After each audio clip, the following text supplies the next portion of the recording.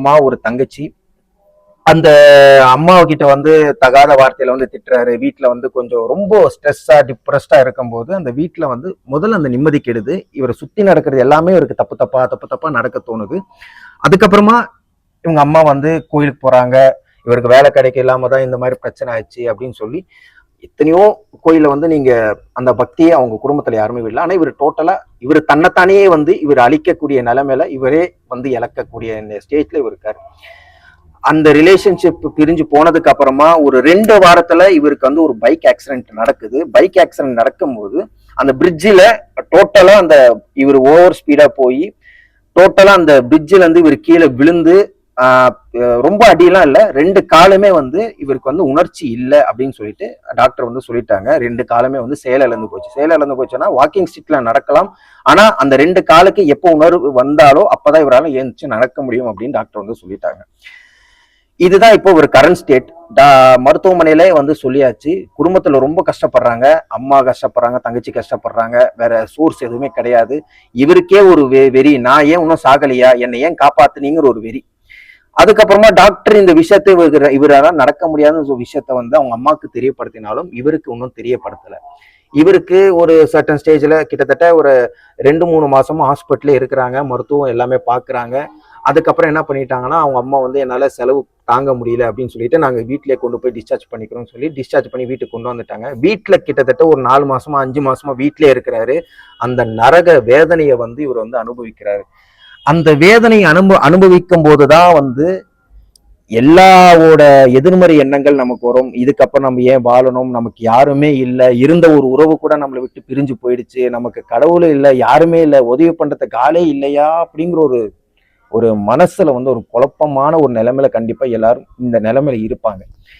அப்போ ஒரு நைட்டு வந்து இவர் என்ன பண்றாருன்னா, இருந்த உறவு நான் நம்பி நான் காதலிச்ச உறவை என்னை விட்டு பிரிஞ்சு போச்சு, இதுக்கு மேல நான் ஏன் வாழணும், அப்பா கிடையாது, அம்மாவுக்கும் ஒரு பாரமா இருக்கேன், தங்கச்சிக்கும் பாரமா இருக்கேன், நான் இதுக்கு மேல வாழ்ந்து என்ன பண்ண போறது இல்லை, எனக்கு கால் இல்லை, காலும் செயலிழந்து போச்சு, டாக்டர் சொல்லிட்டாங்க, இதுக்கப்புறம் நான் ஒண்ணுமே இல்லை, வேஸ்ட்ன்னு நினைச்சு ரூம்ல ஒரு இந்த சைடு லெஃப்ட் கார்னர்ல வந்து பழனி முருகப்பெருமானோட போட்டோ வந்து மாட்டியிருப்பாரு.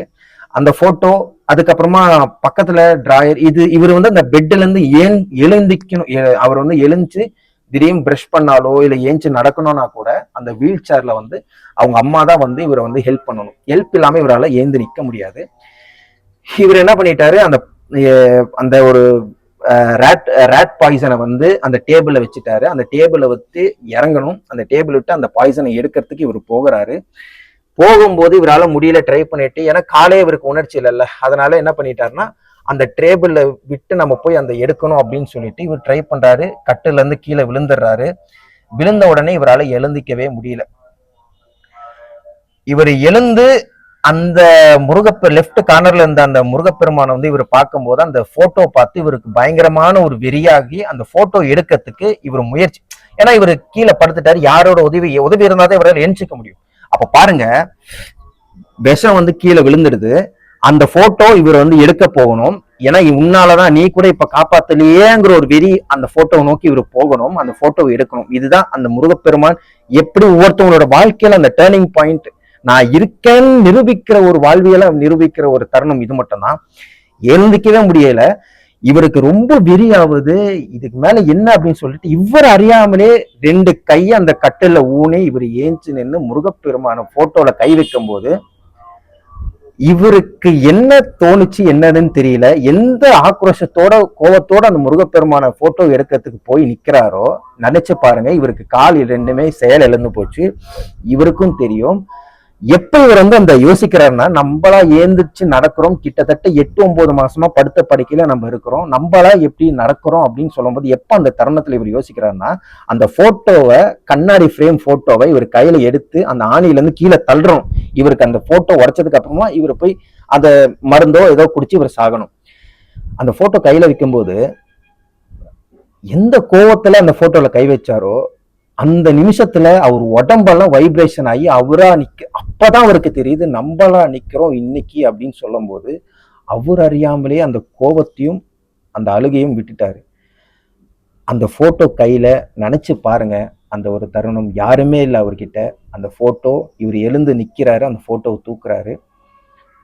அப்போ முடிவு பண்ணாரு, இப்போ கூட நான் வந்து உன்னை போட்டோ உடைச்சு நீ இல்லைன்னு சொல்ல தானே முடிவு பண்ண, எனக்கு எதுக்கு இந்த வாழ்க்கை எனக்கு கொடுத்த அப்படிங்கிற ஒரு விஷயத்த அவரு எந்த அளவுக்கு அது இதுக்கு மேல அவரு, ஏன்னா அது நன்றி எப்படி நீங்க வந்து சொல்லுவீங்க? 2 கால் இழந்தாச்சு.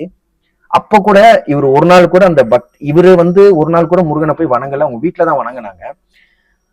ஏன் இதை வந்து உணர்றாரு அப்படின்னா, நீ என்ன மறந்தாலும் நான் உன்னை மறக்க மாட்டேன், உனக்கான தேவையை நான் எப்படியாவது கொண்டு வந்து சேர்க்கணும். நம்ம முருகப்பெருமான் வந்து ஒரு வாழ்க்கையை வந்து மறு புது ரீபர்த் வந்து அந்த பையனுக்கு வந்து கொடுத்துருக்காரு. இதை கேட்கும்போது வந்து எவ்வளவோ நிறைய பண்ணியிருக்காரு முருகப்பெருமான். ஒவ்வொருத்தவங்களோட வாழ்க்கையில நாளைக்கு இன்னைக்கு நைட்டு சாக போறவங்களே புதுப்பிச்சு வாழ்க்கையை புதுசா வந்து கொடுத்துருக்காரு. நம்ம தலைவன் முருகப்பெருமானுக்கு நன்றி வந்து சொல்லவே முடியாது. இது ஏன் இந்த காணொலி வந்து நான் சொல்றேன் அப்படின்னா, ஒவ்வொரு முருக பக்தர்களும் நீங்க கொஞ்சம் பொறுமையா நீங்க வந்து இருக்கணும். எக்காரணத்து கொண்டும் அந்த நம்பிக்கையை மட்டும் இழந்துடாதீங்க. அதுதான் திரும்ப திரும்ப சொல்லுவேன். எந்த ஒரு துன்பமோ எந்த ஒரு கஷ்டமோ, எனக்கு இது கஷ்டம் வருதா, தலைவன் முருகப்பெருமான் நம்ம கூடயே தான் இருக்காரு. நம்ம பேசுறது அனைத்துமே வந்து கேட்கிறாரு. தேவையில்லாத ஒரு எதிர்மறை சிந்தனைகள் உங்க மனசுல இருக்கிறது தூக்கிடுங்க. உங்களால ரொம்ப முடியல அப்படின்னா டெய்லி எப்பயாச்சும் உங்களால டெய்லி என்னால 3 மணிக்கு எழுந்திக்க முடியல அப்படிங்கிற சொல்றவங்களுக்கு செவ்வாய்க்கிழமை காலையில 3 மணிக்கு எழுந்திக்குங்க. 3 இல்லைன்னா 3:30 எழுந்து ஓம் செவ்வேல் காக்க ஓம் செய்யோன் வருக இந்த மந்திரத்தை மட்டும் நீங்க 108 தடவை நீங்க வந்து சொல்லுங்க. கண்டிப்பா ஒரு 7 நாள்ல உங்களுக்கு இந்த மாற்றம் வரும்.